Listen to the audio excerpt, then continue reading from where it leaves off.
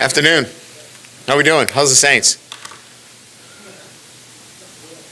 I thought they were like in the playoffs. No? Oh, everybody's in the playoffs in the South. Is that what you're saying? You're in? Not so much. All right. Well, thanks for being here. Obviously, we've been following the signing day, and look, it takes a village, right, to put together a year-long, sometimes 18 months. But for me, we'll go with the year because that's how long I was here in putting this class together. And it starts with evaluation and then the recruitment. And the evaluation starts out of our player personnel office. Will Redmond and his staff did a great job in the evaluation. And then it immediately goes into the recruiting element, and that's J.R. Belton and his staff have done an incredible job. And personnel, our staff, recruiting, our students, our creative staff, Ryan, Gus, Eli, Brandon, they've done an incredible job. Our recruiting coordinator, Brian Polian, certainly the coaching staff, right? They've got to be out on the road, the analyst. Look, compliance is involved in this, academics, support staff, sports medicine, Bo's team, development. I could go on and on. It takes a village. When you're doing recruiting weekends, we're showing them, why they should come to LSU and putting together a collaborative, cohesive, high-performance staff is everybody working together. This is why you should come here, for your development. So all of those groups coming together and working collaboratively together, they've done a great job, and I just wanted to take this opportunity to thank them in putting together an outstanding class. And so when we talk about the class, certainly we're talking about freshmen. There's a lot of talk about the portal and, tampering and all those things. Look, I don't get involved in worrying about those things. We focus strictly on recruiting to LSU the players that we want here, that we believe that will be successful here and that we can develop. And that's our mindset. We can't worry about what other schools are doing or what other teams are doing, what the hearsay is out there. We focus strictly on the job at hand, and that is recruiting those that we believe understand our mission to graduate champions. And the 25 that we've signed, we are super excited about. And I know personally I've gotten a chance to spend a lot of time with each one of them. And again, as I said earlier, and have said consistently since I've taken the job, we've got to pull our base. And, 10 of them are from the state of Louisiana. They're also part of a very talented group of players from this state. I think when we look at it, I think of the top players, I think 8 of them are top 15 players here in the state of Louisiana. And we stayed in an SEC footprint for the most part. 21 of the 25 signees are from the SEC footprint. We did move nationally because of our brand recognition. We're in Maryland, Minnesota, Nevada, and Ohio. But again, this is an SEC footprint. The rating of classes, my other guys worry about that, recruiting personnel. They get $1 million bonuses for that stuff. I don't, so I let them worry. Is it $1 million? So I think if it's a top 3, you get $1 million. You better get busy. Come up with a couple of names real quick. But obviously they did an incredible job in terms of where it ranks nationally. And then the position breakdown. We're looking for pretty good balance on offense and defense, which I think we've gotten. And certainly, look, you're always looking for players to impact immediately. But this is a class that I believe that when we recruit them, what we're asking them to do is immediately impact LSU football. And that means represent LSU in a positive way in the classroom, in the community, and as it relates to football. So be ready to compete immediately. As I mentioned, these are freshmen, players that we're excited about developing in the classroom, in our community, and certainly on our football field. On Friday, we will list a number of players that we've recruited out of the transfer portal. We won't do that today. To me, this is about our freshmen, and this is their day. They've earned it. We'll talk about those that we've added through the transfer portal, which we had a need there as well, and that will be on Friday. So just to give us an overview of the players and the class itself, we broke it down really by positional groups, and if you look at certainly starting with offensive linemen. In-state was really big for us in terms of getting in-state players. Tyree Adams, obviously, out of St. Augustine, a really big get for us, and a guy that we're excited about. And Lance Hurd, obviously, Monroe, and another Louisiana kid that we're certainly excited about. If you go down the list in terms of DJ Chester out of Eagles Landing, a big athletic offensive lineman, again, that we think can come in. These are guys that we believe can impact us on the offensive line right away with some turnover that we're going to have. Paul Mubenga is an outstanding prospect, great school, comes from a Georgia powerhouse in Buford High School that I believe is somebody that can compete and plug in right away. So, from an offensive line standpoint, I think, we really did our due diligence in terms of finding the right guys that can impact. So, as you look at each group, offensive line, defensive back, running back, adding two from the state here at the running back position, obviously with Trey, Holly, and Caleb Jackson, that's a huge need for us. So we could go down the list with Shelton Sampson, obviously out of Catholic High School, another outstanding addition to our program. I'll be happy to talk about each one of these guys individually. I think it's hard for me to go through each one of them. I'll be here for 45 minutes. But suffice to say that I think we looked at it by position group and the needs that we have. And look, you'll get a better sense. I think when we get to the bowl game, how we've managed the roster and what the roster looks like and how this all kind of makes sense and comes together for you. So, with that, we'll shoot questions at you, or you shoot them at me, I guess. Ryan, if you would just, how did things change from when you arrived here last December and you're trying to scramble and put together a class to now this past year that you've had to show people what your vision is, show them success, and put together maybe a class maybe that you want to fill the needs that you have? Yeah, I think first of all, getting to know the families and the individuals so much better.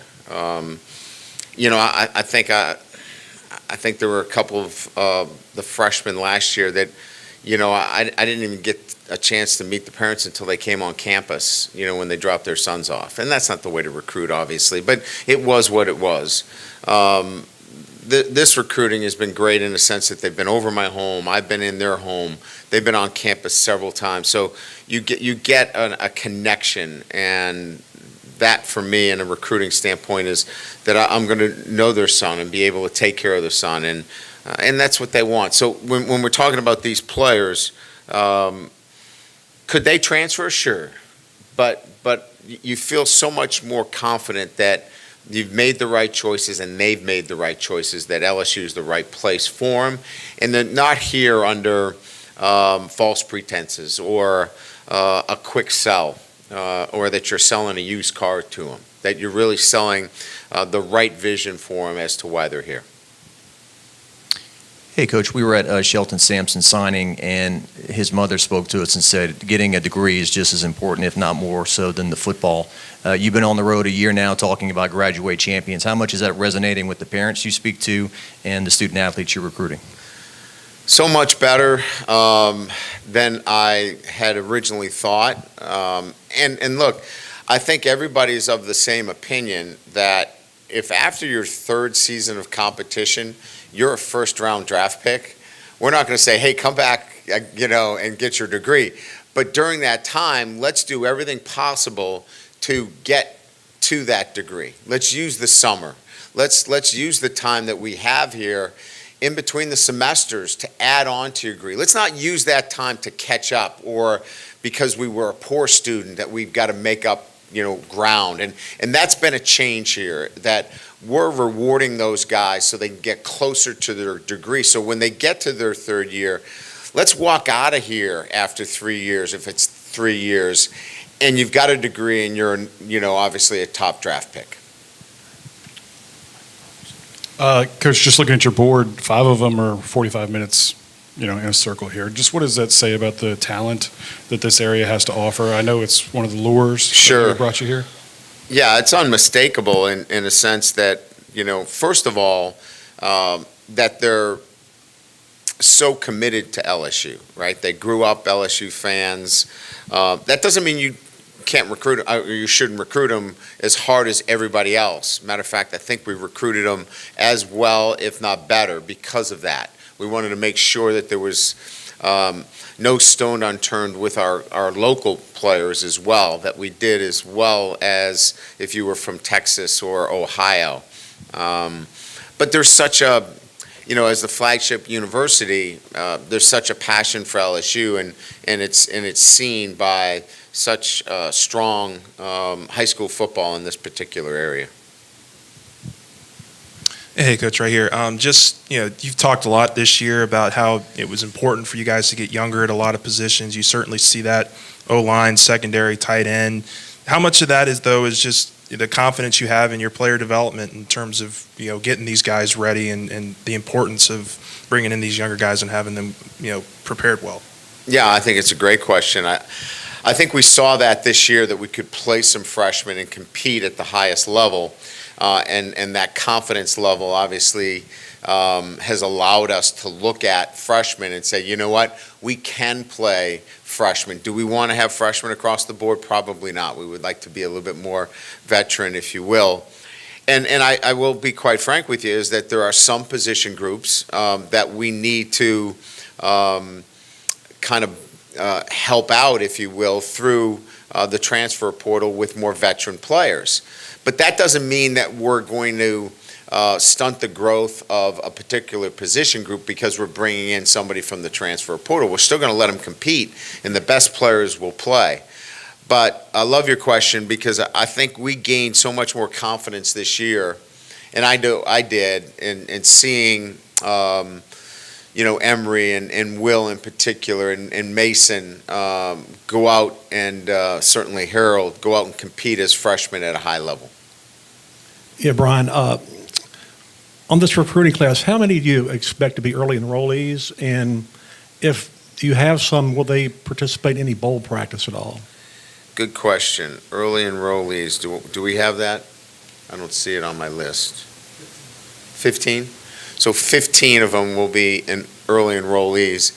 And I chose not to include them in the bowl practice because I think it really would have detracted from our preparation. It would have been much more of a public relations show, more so than truly getting them ready.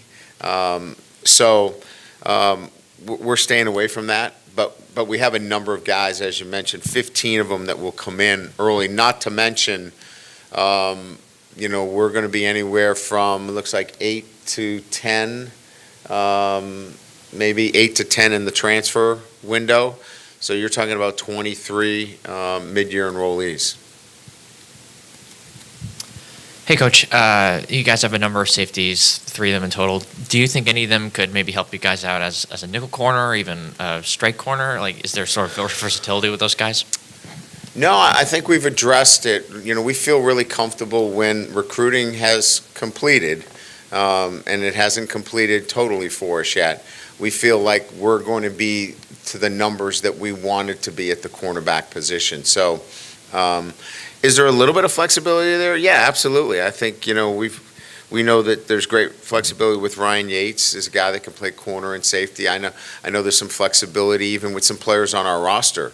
But we feel good about the numbers that will be reflected, as we get into, we're gonna have a recruiting weekend in January, and that one recruiting weekend in January will probably be where we kind of finish off our recruiting for this recruiting cycle.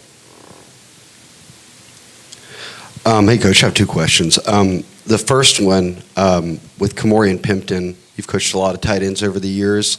Just his raw attributes, catch radius, what he did as a senior, how does it kind of stack up to all the tight ends you've evaluated over time?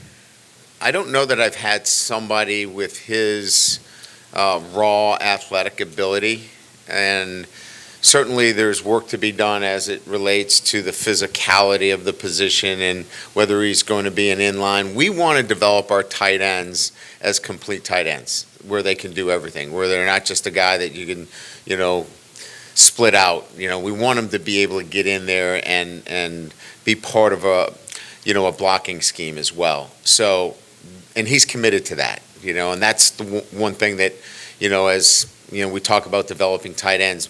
My background in developing Coach Denbrock is incredible in the number of tight ends that he's developed. We wanted that for him, and that resonated with him. And then obviously the other skills that he brings, you just can't teach, right? I mean, as you mentioned, his catch radius, his ability to win in one-on-one matchups is going to be exciting to be able to develop. And then with Deshaun Womack, I mean, you probably played some of the stiffest high school competition of any of these signees and put up pretty gaudy numbers. Where does he kind of rank in terms of the guys that y'all hope can help out right away next year? Yeah, so, obviously a team that, their rivalry game is IMG, it's a pretty good caliber of competition week in and week out. But he fits the jack position for us, obviously with BJ going to the NFL. There's a natural opening there, on our roster. And we think he's a guy that can come in immediately and compete for playing time. Coach, Aaron Lee, WGNO in New Orleans. We were with Tyree Adams this morning at St. Aug, and he talked about wanting to come in and play tackle, guard, center. It really didn't matter. Where do you see him actually fitting in? And he also used Will Campbell and Emory Jones as motivation for seeing their success and wanting to choose LSU. Well, first of all, he's a great kid, and as you know, you got a chance to meet him. He's got great energy and comes from a great program. So I think what I love about him is there is some, flexibility. He can play guard, he can play tackle, he moves really well.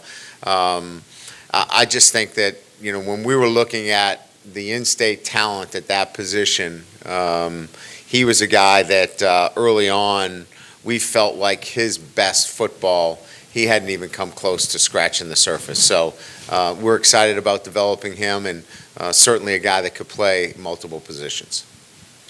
Coach, you mentioned J.R. Belton and his group and how vitally exceptional they are. Talk about how that department has expanded over the last decade or so in numbers, and then what does that mean to the position coaches, assistant coaches, what they used to do a decade ago, what those guys help them now, how you on Saturday you said it was a big deal. You like being this busy because you feel you got the personnel to take advantage of it where other people might not. Yeah, no doubt. I think it's the creative piece, and then obviously the ability to communicate on a day-to-day basis. So let's take the creative piece. Certainly the ability to reach the target audience is so important. And out of the recruiting office, whether it be graphics or social media, however we can reach our target audience, our recruiting office sets the table for that. And that's such a huge, I think, piece off the coach's shoulders to be able to do that, as well as organize and be creative when you come on campus. Looking at different events so it doesn't become stale when you come on campus, and you can't keep seeing Mike the Tiger every time. Mike the Tiger's awesome, but you've got to be creative in doing different things. And I think that comes with the creativity of a recruiting office that is now as expansive as I've seen in college football. And then I think the final piece of that is that logistically, when you come on campus, the ability to interact with the families. Let's not forget that. You can show them around on campus and be creative and reach out to the players, but sooner or later, you've got to bring everybody together. And I think they've done a great job with all of those facets of when they leave here, they feel like it's a family atmosphere, and that's what our recruiting department's done.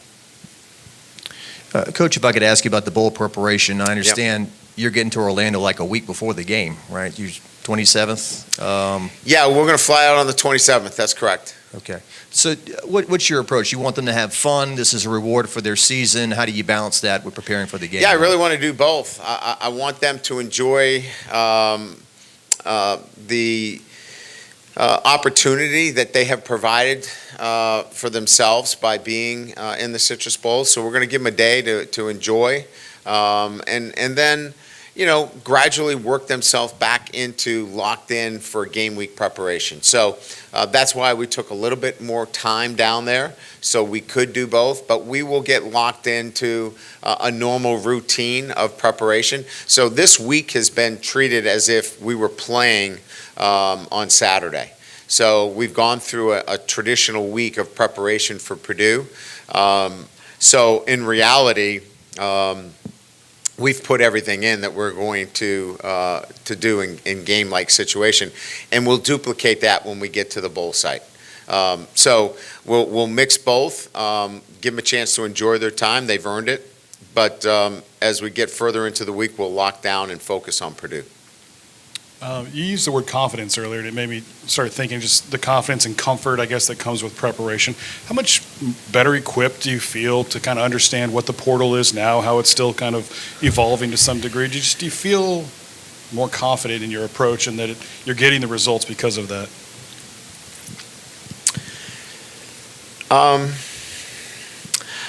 I don't feel confident in the portal. I think I feel confident in what we're going to use the portal for, and that is strictly to bolster a position group that is still in need of development. This program, as I said, will be built by freshmen, and development will happen within these walls. We're still not there, in particular, on the defensive side of the ball. And so you'll see that as we move forward on Friday's announcements in terms of players. But the portal is a very tricky environment. So I think what I'm confident about is that we have a plan, and a plan as to how we're going to use it, the kind of players that we want to bring in out of the portal. But I think it's a moving target still, and you've got to be very, very careful. Brian, as we kind of look ahead, you said there would probably be like mid to high 30s expected in this class. So there's probably, I don't know, somewhere anywhere from 6 to 8 maybe guys who could end up signing, something like that. Between transfers and any other freshmen come February, what positions are you looking at specifically that you might want to target? Still, you mean? Yeah. Yeah. After today. Heavy influence on the defensive line. I think you'll see defensive line, defensive backfield, as the particular areas that we still need to address as we move forward. Yeah. I'm just curious, what were your thoughts recruiting Javian Toviano, a guy who kind of kept things close to the vest and announces at the end, but obviously spent a lot of time around your program. Just as the head coach, what were your dealings there? Well, first of all, recruiting can be, kind of a bittersweet kind of deal where the bitter is actually recruiting the guy because it's so difficult, because you're like, man, he's a hard guy to like, and sweet in that he ends up coming your way. This kid is an amazing young man, and it was just enjoyable to spend time with him and his family.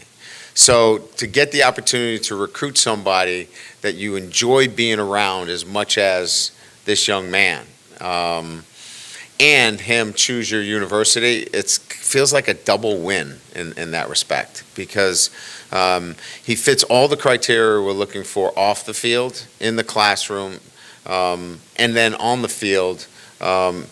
he is an elite player. So probably would say that it was extremely enjoyable recruiting him. Brian, specifically with Zalance Hurd, you mentioned him a little bit earlier, but I mean, this is a five-star, really top, highly recruited player. What do you guys really like about him? What do you kind of envision for him moving forward? And also just in your interactions with him, what do you kind of gather from him early on about just what he's like just as a person? I like Zalance Hurd. I like his personality. He's extremely confident. I'll share this with you. In recruiting him early on, as we were going through the process, he said, "Coach, you know I'm only going to play left tackle, and that's it." I said, "Well, we got a true freshman, Will Campbell, playing left tackle right now. He's pretty good." He goes, "Well, I've seen Will Campbell play. I played with Will Campbell. I'm playing left tackle." And ever since that time, I was like, I like this kid. Just his confidence, and it wasn't cocky, but it was a confidence, and he's just been that way in the recruiting process. Has a great confidence level, believes in what he's doing and what he can do for this program. And then we put him through the ringer now. I mean, we brought him in here and we worked him out, and he kept coming back, and we worked him out again, and we got eyes on him, and we watched him, and maybe some of you guys were here, but we put him through the ringer, and he passed every test for us. So feel great about him being in the program.